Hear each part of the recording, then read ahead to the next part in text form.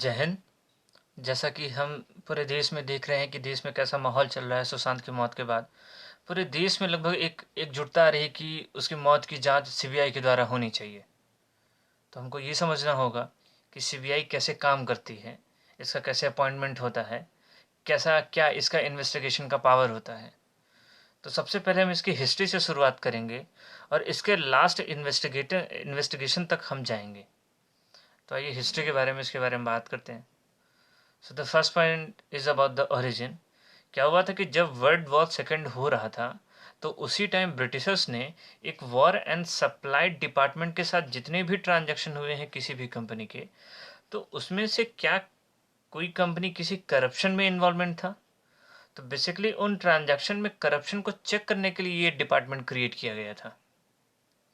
हालांकि बाद में विश्व युद्ध तो ख़त्म हो गया था, लेकिन सेंट्रल गवर्नमेंट को इस एजेंसी की ज़रूरत ज़रूर पड़ी। और फिर 1946 में एक एक्ट पास होता है जिसका नाम होता है Delhi special police establishment act. पहले तो इसकी सुप्रिटेंडेंस थी जो इसी के पास थी, यानी स्पेशल पुलिस इस्टेब्लिशमेंट के पास ही थी। बट फ्रॉम द 1 अप्रैल 1963 ये पूरा का पूरा फंक्शन शिफ्ट कर जाता है होम मिनिस्ट्री के अंडर में। तो आज का करंट स्टेटस ये है कि जो सीबीआई है वो हमारे मिनिस्ट्री ऑफ होम अफेयर से गवर्न हो रही है। Now the third is about the jurisdiction, that what it's about the jurisdiction.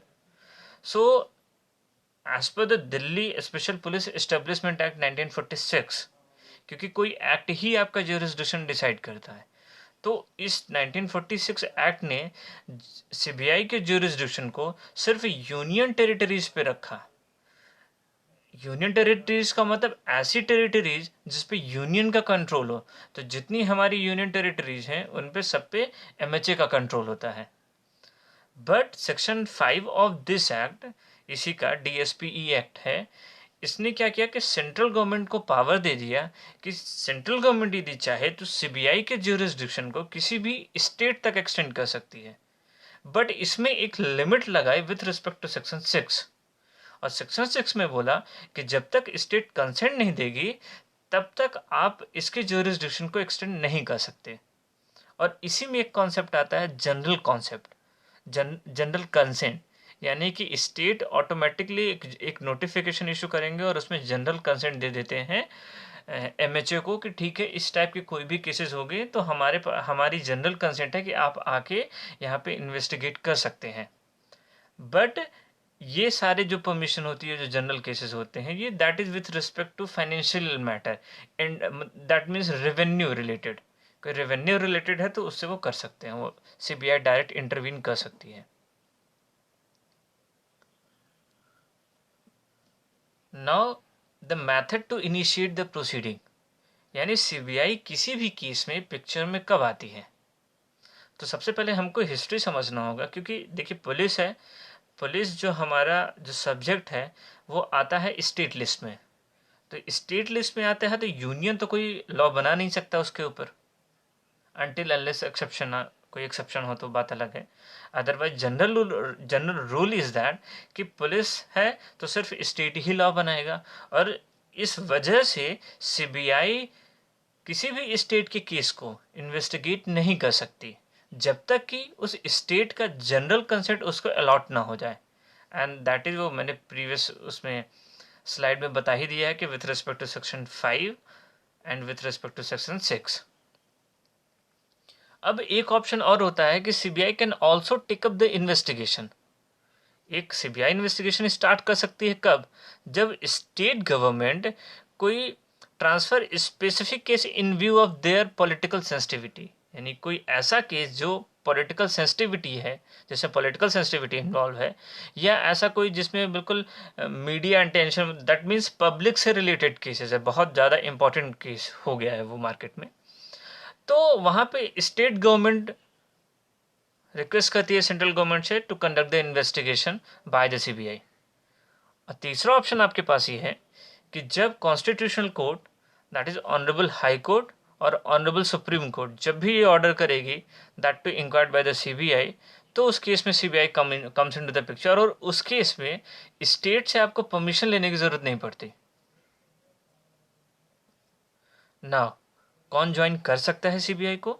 तो बेसिकली इसका सब इंस्पेक्टर रैंक के जितने लोग होते हैं उनका अपॉइंटमेंट होता है एसएससी के एग्ज़ाम के थ्रू, स्टाफ सिलेक्शन कमीशन। उसके बाद जो ऑफिसर रैंक के होते हैं वो बेसिकली पुलिस डिपार्टमेंट से, जो पुलिस डिपार्टमेंट एंड फोर्स से ये डेपुटेशन बेसिस पे वहाँ अपॉइंट होते हैं, और जो इसके डायरेक्टर होते हैं वो आईपीएस रैंक के होते हैं। नाउ अब हम बात करेंगे कि सीबीआई ये किस टाइप के क्राइम को इन्वेस्टिगेट करती है। सो द पहला is anti corruption division, that means anti corruption से रिलेटेड कोई केस होगा, और एंटी करप्शन वो भी specifically with respect to the central government employ, state government पे नहीं। तो जनरली प्रैक्टिकल नेचर में क्या होता है कि मान लीजिए कोई एक स्टेट में सेंट्रल गवर्नमेंट एम्प्लॉय काम कर रहा है और उसके अगेंस्ट में कोई एंटी करप्शन रिलेटेड है, ऑफेंस है, तो उस केस में जनरली स्टेट उसमें कंसेंट दे देता है, उसमें कोई इशू नहीं होता। दूसरा है economic offences case, just like ED का केस हो गया या विजय माल्या, ये सब तो इकोनॉमिक ऑफेंसेस ये सब हो गया। तीसरा आता है special crime division.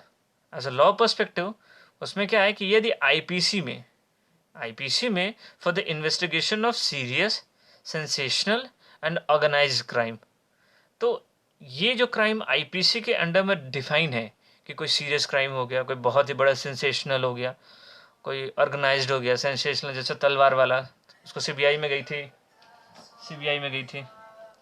So all this was to be investigated by the CBI, and apart from that also the high court and the supreme court has a power. Now we need to understand the difference between the investigation conducted by the NIA and the CBI, and what are the area which are specified for the NIA and CBI. तो national investigation agency ये आपकी आई थी 2008 में जब मुंबई का terror attack हुआ था। So basically NIA का पर्पस होता है कि टेररिस्ट रिलेटेड एक्टिविटीज़ को फाइंड आउट करना, जबकि सीबीआई का पर्पस होता है कि corruption, economic offences and serious and organise crime related things उनको फाइंड आउट करना। Now the can CBI suo moto takes up the investigation of any crime anywhere in the country? That means कि क्या किसी that means कि पूरे देश में यदि कहीं कोई क्राइम होता है तो क्या सीबीआई जाके वहाँ पे इन्वेस्टिगेशन स्टार्ट कर सकती है? So the answer is no. और क्यों नो है उसका मैंने पहले ही बता दिया था कि ये जो पुलिस वाला सब्जेक्ट होता है ये स्टेट का होता है। So as per the section 2 of the DSPE act, CBI सिर्फ और सिर्फ यूनियन टेरिटरीज पे है कि यूनियन टेरिटरीज पे यदि कोई ऑफेंस हुआ है तो डायरेक्ट जाके वहाँ पे इंटरवीन कर सकती है। But with respect to the state he need to take the consent of the concerned state government. और या तो फिर तीसरा ऑप्शन आपके पास सुप्रीम कोर्ट या हाई कोर्ट ऑर्डर कर दे कि इस केस को इन्वेस्टिगेट करने की ज़रूरत है। जैसा कि अभी सुशांत वाले केस में आप देख रहे हैं, सुशांत वाले केस में क्या हो रहा है, महाराष्ट्र गवर्नमेंट कंसेंट नहीं दे रही है और इस वजह से सीबीआई पिक्चर में नहीं आ रही है। तो जब तक Maharashtra government ministry of home affair को रिक्वेस्ट नहीं करेगी, अपनी कंसेंट नहीं देगी इस केस को डील करने के लिए, तब तक सीबीआई इंटरव्यू नहीं कर सकती। और आज ही महाराष्ट्र के होम मिनिस्टर का ये बयान है, उनका ये कमेंट आया कि हमारी इन्वेस्टिगेशन जो है वो बिल्कुल एक स्मूथ वे में एक अच्छे डायरेक्शन में जा रही है, तो सीबीआई की इन्वेस्टिगेशन की ज़रूरत नहीं है। तो जब तक महाराष्ट्र सरकार ये ना दे दे कि हाँ भाई ठीक है आप इन्वेस्टिगेशन करिए, तब तक इन्वेस्टिगेशन नहीं हो सकती। Now the important thing is that कि कन्विक्शन रेट क्या है, कि जो भी सीबीआई के द्वारा प्रोसिक्यूटेड होते हैं उनका कन्विक्शन रेट क्या है। तो आपके लिए एक रिकॉर्ड आपको जानने की बहुत ज़रूरत है कि पूरे विश्व में जितनी भी इन्वेस्टिगेटिंग एजेंसी हैं उनमें से सीबीआई हमारी टॉप पे चल रही है। दैट मीन्स टॉप में आ रही है ये, और इसका कन्विक्शन रेट जो है वो 65 to 70% है, जो किसी भी इन्वेस्टिगेटिंग मतलब यूएसए के पैरेलल पे आप आ रहे हैं। तो 65 to 70% आपका कन्विक्शन रेट है। सो ये बिल्कुल एक अच्छा इन्वेस्टिगेशन इस्टेब्लिशमेंट कर रहे हैं लोग पूरे वर्ल्ड लेवल पे। So this is all about the CBI. As a law student you need to know about the CBI कि कैसे काम करती है ये। एंड द इम्पॉर्टेंट पॉइंट एक फिर से I would like to reiterate the whole of the point कि आपको क्या जानने की ज़रूरत है। तो पहला पॉइंट ये जानने की ज़रूरत है कि क्या सीबीआई कहीं भी इन्वेस्टिगेशन कर सकती है। The answer is no. सिर्फ यूनियन टेरिटरीज पे इसका अलाउ होगा, एंड अपार्ट फ्रॉम दैट जब स्टेट कंसेंट दे दे तब। दूसरा क्वेश्चन आपको जानने की दिमाग में रखने की ज़रूरत है कि क्या ये सुओ मोटो इन्वेस्टिगेशन कर सकती है। So the answer is no. जब तक स्टेट की कंसेंट नहीं आएगी या जब तक ऑनरेबल हाई कोर्ट या सुप्रीम कोर्ट ऑर्डर न दे दें, तब तक सीबीआई सुओ मोटो इन्वेस्टिगेशन नहीं कर सकती। And thank you for watching this video.